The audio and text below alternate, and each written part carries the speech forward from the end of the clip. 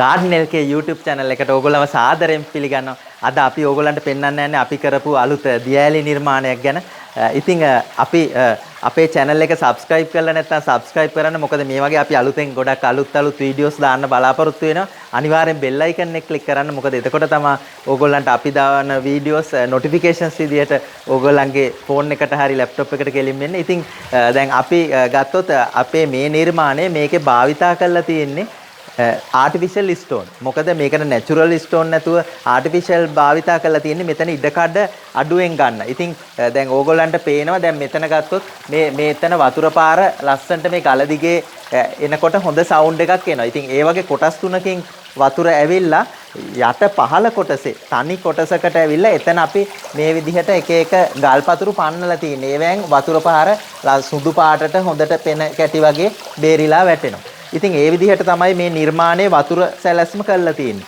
හැබැයි දැන් මේකට මේ විදිහට එයා ප්ලාන්ට්ස් සහ දැන් ඔය දුර්ලභ ගණේ ඒ කියන්නේ ඔය නව හන්දි ඊට පස්සේ ලංකාවට පමණක් ආවේනික මේ කුඩා හැඩය මහා හැඩය වගේ ඒ වගේ ශාක ඒවා භාවිතා කරලා තියෙනවා. ඒ ඇත්තටම ගත්තොත් මේ ශාක වලට මේවට පස් දාන්න අවශ්‍ය නැහැ. මොකද මේවා එයා ප්ලාන්ට්ස් හින්දා මේවට අර වතුර මෙතන හියුමිනිටි එකත් එක්ක ඔටෝමැටික් හැදෙනවා.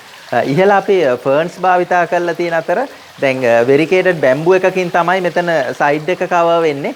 ඉතින් අර බැම්බු එකේ කොළ හැලවෙන සද්දෙත් එක්ක වතුර සද්දෙත් එක්ක දැන් ගෙහිමියාට මෙතන නිවිහැනහිල්ලේ ඉන්න පුළුවන් විදිහට තමයි ඒරියා එක arrange කරලා තියෙන්නේ. දැන් අපි ඕගොල්ලෝ සාමාන්‍යයෙන් දියඇල්ලක් නිර්මාණය කරනවා නම් අනිවාර්යෙන් එළිය තැනක නම් ෆිල්ටර් එකක් භාවිතා කරන්න. මොකද එතකොට ඕගොල්ලන්ට මේන්ටේන් කරන්න යන කාලය ගොඩක් අඩු කරගන්න පුළුවන්. දැන් ඇත්තටම ගත්තොත් මේකේ අපේ UV ෆිල්ටර් එකක් භාවිතා කරලා තියෙන හින්දා අර වතුර කොළප හැට වෙන්නේ නැහැ. UV ලයිට් එක හරහා එනකොට කෙලින්ම වතුර ක්ලියර් වෙලා තමයි එන්නේ. ඉතින් ඒ කියන්නේ UV ෆිල්ටර් එක ඇතුලේ තියෙනවා බයෝ බෝල්ස් ඊළඟට ස්පොන්ජ් ලේයර්ස්. එතකොට අර ගෙදර කට්ටියට ඒ ස්පොන්ජ් ලේයර්ස් ක්ලීන් කරන්න විතරයි තියෙන්නේ. මුළු ටැංකියම අයිස් කරගෙන මාළු අල්ලගෙන කරදර විඳින්න වෙන්නේ නැහැ. දැන් ඇත්තටම ගත්තොත් මාළු දැම්මහම කෑම දාන්න ඕනේ, මාළුන්ගේ ජරාව සුද්ධ කරන්න ඕනේ. ඉතින් හරි කරදරයි. ඉතින් ෆිල්ටර් එකක් ඕගොල්ලෝ භාවිතා කරනවා නම් ඕගොල්ලන්ට ඒක කිසිම කරදරයක් නැතුව කරගන්න පුළුවන්.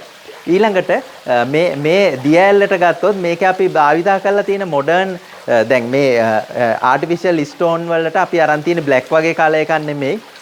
මෙතන ලොකේෂන් එක, ඒ කියන්නේ ගෘහ භාණ්ඩ වලටත් ගැලපෙන විදිහට, ඒ කියන්නේ මොකද මේක ටික කෝට්යාඩ් ඒරියා එකක් හින්දා ඒකටත් ගැලපෙන වැලිගල් පාට තමයි අපි කලර් තීම් එක විදිහට අරන් තියෙන්නේ. මොකද මේකේ දියඇල්ලෙන් එහා බෑග්ග්‍රවුන්ඩ් එකෙත් අපි ගල් ඩිසයින් එකක් තමයි කරලා තියෙන්නේ.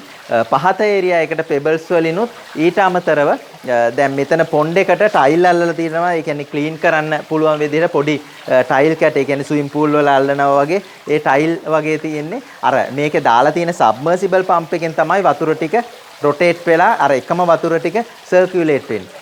ඊට පස්සේ ඕගොල්ලෝ දැන් අනිවාර්යෙන් පොන්ඩ් එකක් හදනකොට ඒකේ වීදුරුවක් එහෙම දාන්න නැත්නම් පොන්ඩ් එකේ ඒ කියන්නේ උඩින් නම් මාළු පේන්නේ ඕගොල්ලන්ට ඔය පළලට පේන කාෆ් ඒ වගේ මාළු භාවිතා කරන්න පුළුවන්. නිකන් පැත්තට පේන දියඇල්ලන් නම් ඔය දැන් ඔය ඒන්ජල් වගේ භාවිතා කරන්න උනත් පුළුවන්. ඉතින් අර ඕගොල්ලෝ ඒක ඩිසයිඩ් කරන්න ඕගොල්ලෝ මොන වගේ පොන්ඩ් එකක්ද භාවිතා කරන්නේ. ඒ පොන්ඩ් එකට අනුව අපි ඕගොල්ලෝ භාවිතා කරන්න ඕනේ ඒකට ගැලපෙන මාළු. මොකද දැන් ඔය ඩෙන්ගු ඒ වගේ ප්‍රශ්න හින්දා අනිවාර්යෙන් පොන්ඩ් එකකට දාන්න ඕනේ මාළු. මොකද හැම වෙලාවෙම ඕගොල්ලෝ මෝටර් එක ඔන් කරලා තියෙන්නේ නැති හින්දා වතුර සර්කියුලේට් වෙනවා නම් ප්‍රශ්නයක් නැහැ. මාළු මදුරුව හැදෙන්නේ නැහැ. ඉතින් අර වතුර සර්කියුලේට් වෙන්නේ නැතුව එක තැන තියෙනකොට මදුරු පණුව හැදෙනවා. ඉතින් ඒ හින්දා අනිවාර්යෙන් ඕගොල්ලෝ මාළු භාවිතා කරන්න. තව දෙයක් තමයි දැන් අනිවාර්යයෙන්ම පොන්ඩ් එකක් කරද්දි මූලිකම දේ තමයි වෝටර් ප්‍රූෆින් එක. හොඳම වෝටර් ප්‍රූෆින් එකකින් ඒ කියන්නේ බිත්තියටවත් කාන්දු නොවන විදිහට හදා ගන්න ඕනේ. නැත්නම් ඕගොල්ලෝ දන්නෙත් නැහැ වතුර ටික ලීක් වෙලා අර මාළුත් මැරිලා ඒ වගේ තියෙන්න පුළුවන්. ඉතින් ඒ හින්දා වෝටර් ප්‍රූෆින් එක ගැන ඕගොල්ලෝ අනිවාර්යෙන් සැලකිලිමත්. ඉතින් මම හිතනවා ඕගොල්ලන්ට මේ වීඩියෝ එකෙන් අයිඩියා එකක් එන්න ඇති කියලා. ඉතින් මේ වගේ අපේ තව වීඩියෝ බලන්න අපේ channel එක subscribe කරන්න. මේ වීඩියෝ එක නරඹුවට ඕගොල්ලන් බොහොම ස්තුතියි. Thank you very much.